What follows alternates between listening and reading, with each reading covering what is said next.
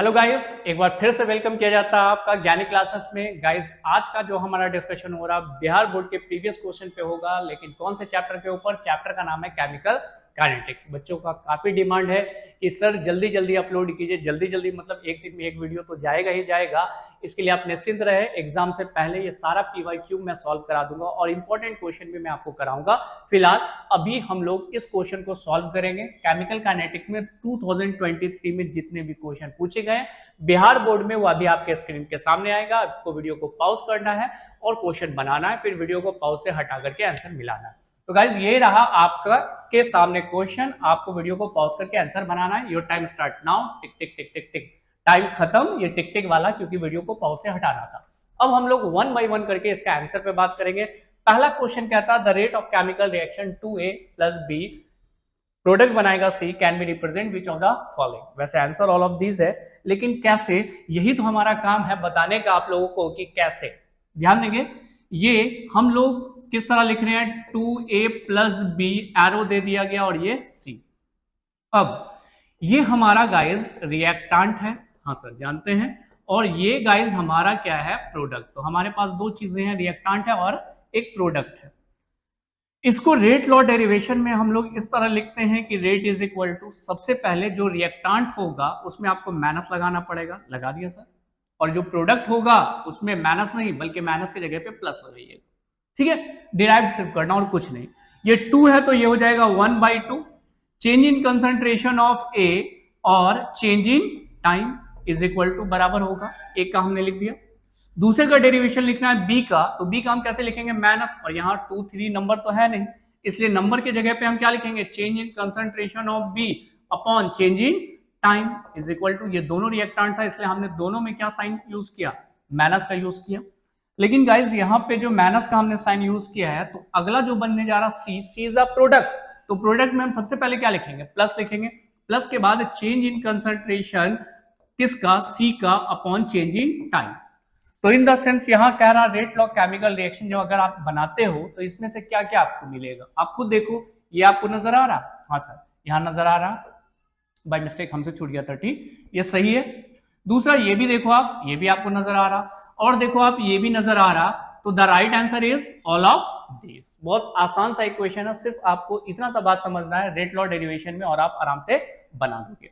हो गया गाइस, चलो क्या हो गया सर, स्क्रीन शॉट ले लेना था, और स्क्रीन शॉट के बाद अगले क्वेश्चन में हम लोग बढ़ेंगे जस्ट इसके बाद। नेक्स्ट क्वेश्चन कहता है the rate law equation of chemical reaction is represent rate A इतना। मतलब अगर मैं लिख रहा हूं रेट लॉ एक्सप्रेशन में क्या लिख रहे हैं, rate is equal to, guys क्या लिख रहे हैं, के में क्या लिख रहे हैं, ए टू दी पावर क्या है, कुछ नहीं है मतलब 1 मान लो, और बी टू दी पावर क्या है 2। यहां कोई रेट हो रहा, ए का क्या है कंसंट्रेशन, बी का क्या है कंसंट्रेशन। कहता है if the concentration B is triple, B के कंसंट्रेशन को हमने ट्रिपल कर दिया और ए का कंसंट्रेशन कांस्टेंट बना के रखा। इन द सेंस के है, ए का कंसंट्रेशन पहले भी 1 था अभी भी 1 है, there is a no change in concentration. लेकिन बी का कंसंट्रेशन जितना है उससे 3 गुना ज्यादा हम बढ़ा रहे हैं, तो इसको तो कांस्टेंट बनाए हुए है ना। इसका पावर आप देखो, इसका पावर क्या है 3 टू दी पावर 2, तो क्या हो जाएगा 9। तो सिंपल आपसे क्या पूछ रहा कि keep that a constant the rate become, rate कितना गुना बढ़ेगा, तो रेट गुना जो बढ़ेगा आई होप सो ये 9 टाइम्स बढ़ जाएगा। रेट आपने कंसंट्रेशन 3 टाइम्स बढ़ाया, ठीक है, उसका स्क्वायर, तो 3 का 9 times rate of chemical reaction बढ़ेगा। क्यों, क्योंकि ये सेकंड ऑर्डर ऑफ रिएक्शन को फॉलो कर रहा है। यहां तक बात समझ में आ गई गाइस, आप इसका स्क्रीनशॉट ले, बहुत आसान सब क्वेश्चन है, बहुत ज्यादा कॉन्सेप्चुअल नहीं पूछा जा रहा, मतलब एक तरह से मैं कहूं बहुत बेसिक क्वेश्चन है। ठीक है, आगे बात करेंगे गाइस थर्ड क्वेश्चन के ऊपर, the rate constant of a chemical reaction depends which of the following. मतलब अगर मैं रेट कांस्टेंट पे बात करूं तो इसमें से किस पर वो डिपेंड करेगा, तो जवाब है टेम्परेचर के ऊपर। हाउ सर, एक बात आप समझ लो, जस्ट इससे में एक 5 मार्क्स का क्वेश्चन भी पूछा गया एरिनियस इक्वेशन का, और उसमें सिंपल क्या रहा, क्या कि every 10 degree rise in temperature the rate of chemical reaction become double. अगर कोई केमिकल रिएक्शन हो रहा है कितने डिग्री पे, 10 डिग्री पे, अगर उसी केमिकल रिएक्शन को हम 20 डिग्री पे करा देंगे तो रेट ऑफ रिएक्शन क्या हो जाएगा, बहुत ज्यादा फास्ट हो जाएगा।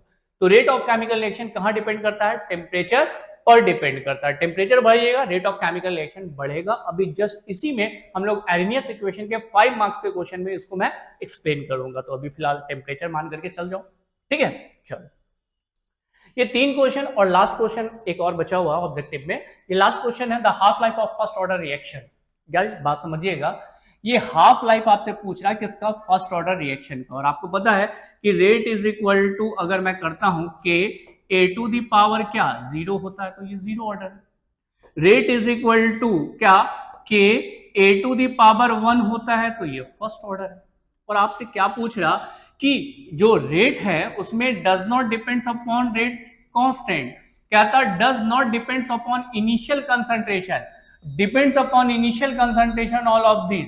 तो बाबू एक बात बताओ, यहां जो रेट ऑफ केमिकल रिएक्शन है, अगर मैं इस के को हटा दूं, चलो हटा ही देता हूं, ठीक है, कंफ्यूजन कम होगा। डायरेक्टली प्रोपोर्शनल का वो डायरेक्टली प्रोपोर्शनल है किसके, कंसंट्रेशन के है या नहीं है। ये कह रहा है डज नॉट, ये भी कहा डज नॉट, और इसने क्या कहा, depends upon initial concentration. Obviously है कि जो कंसंट्रेशन ए का होगा उसी हिसाब से रेट होगा, कंसंट्रेशन कम होगा रेट कम होगा, कंसंट्रेशन ज्यादा होगा रेट ज्यादा होगा। क्लियर है? तो the right answer is C. Simple सा समझना है, रेट ऑफ केमिकल रिएक्शन में फर्स्ट ऑर्डर रिएक्शन, वही 0 ऑर्डर ये चीज पे निर्भर नहीं करता। 0 ऑर्डर रिएक्शंस का मतलब हुआ कि कंसंट्रेशन पे ये निर्भर नहीं करेगा, तभी इसको 0 ऑर्डर रिएक्शन कहते हैं। मतलब कंसंट्रेशन जितना बढ़ाना बढ़ाइए, जितना घटाना घटाइए, रेट में कोई इंपैक्ट नहीं पड़ेगा। ये बात हम लोगों ने बहुत अच्छे से एक्सप्लेन किया था PYQ में, कौन से 2022 2020 तक के क्वेश्चंस में हम लोगों ने इसको बहुत अच्छे से एक्सप्लेन किया। अगर वहां पढ़े हो तो यहां आपको समझने में बहुत आसानी होगी, क्योंकि वही बात आ रही है कि कंसंट्रेशन पे ये डिपेंड नहीं करता, कौन सा 0 ऑर्डर रिएक्शन, लेकिन कंसंट्रेशन पे डिपेंड करता है कौन, फर्स्ट ऑर्डर रिएक्शन। क्लियर? ये चारों ऑब्जेक्टिव क्वेश्चन कहा जाए तो मुझे लगता है कि आपके लिए तो लॉलीपॉप होंगे। क्यों? क्योंकि 2017 से लेकर के अगर आपने 2022 का क्वेश्चन बनाया तो ये सारे वैसे क्वेश्चन सेम पैटर्न पर बेस्ड, कोई पैटर्न में चेंज नहीं। चलते हैं गाइस, क्वेश्चन नंबर 5 मार्क्स का क्वेश्चन है, ये नंबर 5 है, मार्क्स भी 5 है, ठीक है, मतलब 5 नंबर आपके खाते में जा सकता है। और इसका एक ऑब्जेक्टिव क्वेश्चन भी हमसे अभी जस्ट मुलाकात करके गया है। वो क्या था कि भैया जो रेट ऑफ केमिकल रिएक्शन है वो कहीं ना कहीं चेंज होता है टेम्परेचर की वजह से, और इसको अभी हम लोगों ने क्वेश्चंस के रूप में देखा सब्जेक्टिव में, what is the effect of temperature on the reaction rate, और दूसरा व्हाट इज एरेनियस इक्वेशन। इसको रखते हैं अभी फिलहाल, मैं इसको एक्सप्लेन कर रहा हूं आपको। इसमें सबसे पहली बात ये कहता है कि temperature is one of the parameter that can be affect the rate of chemical reaction considerably. अब एक बात बताओ कि अगर कोई केमिकल रिएक्शन है, अगर वो गर्म पे होगा तो ज्यादा फास्ट होगा, और वही केमिकल रिएक्शन अगर ठंडा करके करोगे तो केमिकल रिएक्शन स्लो हो जाएगा। मतलब सर, मतलब मैं एग्जांपल दे रहा हूं आपको। एग्जांपल के तौर पे ये है डाई नाइट्रोजन पेंटाऑक्साइड, जिसका डिकम्पोजिशन होता है, और अगर इसका डिकम्पोजिशन मैं देख रहा हूं तो अगर आप इसका डिकम्पोजिशन 50 डिग्री पे कर रहे हो तो 12 मिनट में ये डिकम्पोज हो जा रहा है, 25 डिग्री पे कर रहे हो तो 5 घंटे का समय लग रहा है। मतलब टेम्परेचर यहां पे 50 डिग्री 12 मिनट, 25 डिग्री पे 5 घंटा। लेकिन अगर हमने 0 डिग्री पे डाल दिया तब वही टाइम लग गया कितना, तो 10 दिन। यहां बेटा ध्यान देंगे, मिनट है, मिनट, यहां घंटा, और यहां कितना, डेज लग जा रहा। वैसे मिनट सेकंड घंटा जो चेंज हो रहा है, ये किस चीज के ऊपर चेंज हो रहा है, टेम्परेचर के ऊपर चेंज हो रहा है। देखो जैसे जैसे आप टेम्परेचर घटा रहे हो, रेट ऑफ केमिकल रिएक्शन भी स्लो हो जा रहा है, जिसके कारण टेकिंग टाइम मिनट से कहां चला जा रहा है, डेज तक में चला जा रहा है। एक और एग्जांपल देख लेते हैं, ठीक है। एक और एग्जांपल ये है गाइस कि अगर हम मिक्सचर बनाते हैं, किसका मिक्सचर बनाते हैं, पोटासियम परमैंगनेट KMnO4, आपको पता है कि इसी कलर का वो दिखेगा, इसको क्या बोलते हैं, पर्पल कलर बोलते हैं, पर्पल कलर का दिखता है potassium permanganate, I hope so. And उसमें डाल दिया हमने ऑक्जेलिक एसिड, और जैसे दोनों को मिलाया, मिलाने के बाद इसका जो कलर है वो डिस्कलर हो जाएगा, बिकॉज इट्स ऑक्सीडाइजिंग एजेंट। तो ये कलर डिस्कलर होगा, लेकिन इसको जब हम लोग हाई टेम्परेचर पे डालते हैं तो कुछ मिनट में ये कलर गायब हो जाएगा। लेकिन अगर टेम्परेचर कम रखते हैं, मतलब ठंडा में मिलाते हैं, तो कलर तो गायब होगा, लेकिन टेकिंग टाइम क्या हो जाएगा, ज्यादा हो जाएगा। मतलब इस दोनों के बीच में जो रिएक्शंस हो रहे हैं उसमें टेम्परेचर का बहुत बड़ा रोल है, कि अगर टेम्परेचर ज्यादा है तो रेट ऑफ रिएक्शन फास्ट है, टेम्परेचर कम है तो रेट ऑफ रिएक्शन भी क्या है, कम।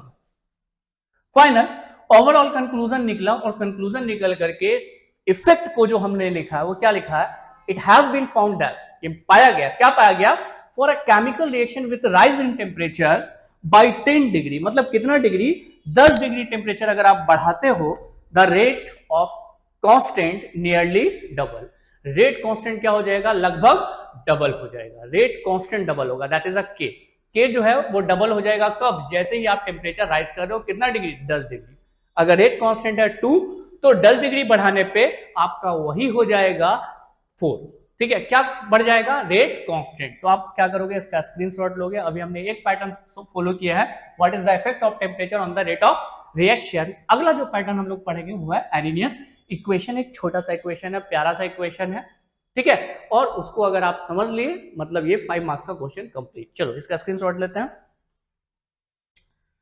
हो गया स्क्रीनशॉट गाइस। चलो नेक्स्ट क्वेश्चन में आते हैं, 5 के बाद में ही अगला question what is Arrhenius equation है। तो कहता है the temperature depends on the rate of chemical reaction can be accurately explained by Arrhenius in their equation, that is called Arrhenius equation. It was first proposed by Dutch chemist Van 't Hoff. सबसे पहले इसके बारे में मतलब temperature rate of chemical reaction को affect करता है, ये वैन हॉफ फैक्टर ने वैन हॉफ ने सबसे पहले एक्सप्लेन करने का कोशिश किया था, बट चूक गया। क्यों? क्योंकि इन्होंने कोई ऐसा एक्सपेरिमेंटल कोई चीज नहीं दिया था या फिर कोई मैथमेटिकल एक्सप्लेनेशन नहीं दिया था जिससे ये पीछे रहेगा, लेकिन सबसे पहले इन्होंने टच किया था इस चीज को बताने का। लेकिन आगे कहता है Swedish chemist Arrhenius provide a physical justification and interpretation, मतलब इन्होंने ये रिलेशन निकाल के दिखाया कि सच में 10 डिग्री टेम्परेचर बढ़ाते हैं तो रेट ऑफ केमिकल रिएक्शन क्या हो जाता है, डबल हो जाता है, और इसके लिए एक इक्वेशन इन्होंने दिया K is equal to AE to the power EA minus RT, ये एरिनियस इक्वेशन है। मैं आपसे कोई न्यूमेरिकल्स बनाने के लिए नहीं कह रहा हूं, मैं आपसे कह रहा हूं कि एक डेरिवेशन एरिनियस का है जिसको आपको याद रखना पड़ेगा, क्योंकि इससे पहले वाले क्वेश्चन में ऑब्जेक्टिव क्वेश्चन में भी पूछा था which of the following is a क्या, कि एरिनियस इक्वेशन इनमें से कौन है, इस तरह के क्वेश्चन आगे भी पूछे जा सकते हैं। तो याद रखिएगा K is the constant value, कौन क्या है वो अभी आपको पता चल जाएगा, यहां पे जैसे देखोगे K is the rate constant of the reaction, A is the Arrhenius factor और एरिनियस इक्वेशन, ये जो A नजर आ रहा, R is the universal gas constant, आप तो जान ही रहे हो R क्या है, यूनिवर्सल गैस कांस्टेंट है, आइडियल गैस इक्वेशन में हम लोग यूज करते हैं। नेक्स्ट है EA एक्टिवेशन एनर्जी, और कौन है guys, TT is the temperature. इन सब को यहां मिलाकर इन्होंने क्या किया, जस्टिफाइड किया कि सच में 10 डिग्री टेम्परेचर बढ़ाने पे rate of chemical reaction constant जो है वो डबल हो जाएगा, ठीक है। तो यही था एक छोटा सा डेफिनेशन किसका, व्हाट इज एरिनियस इक्वेशन, मतलब वो पैटर्न और इस पैटर्न दोनों का स्क्रीनशॉट लेंगे आप, और ये 5 मार्क्स का क्वेश्चन आपका कंप्लीट हुआ, बल्कि क्वेश्चन नहीं बल्कि आज का ये वीडियोस कंप्लीट होता है। नेक्स्ट वीडियो में फिर से मिलते हैं, आज के लिए guys thank you and bye.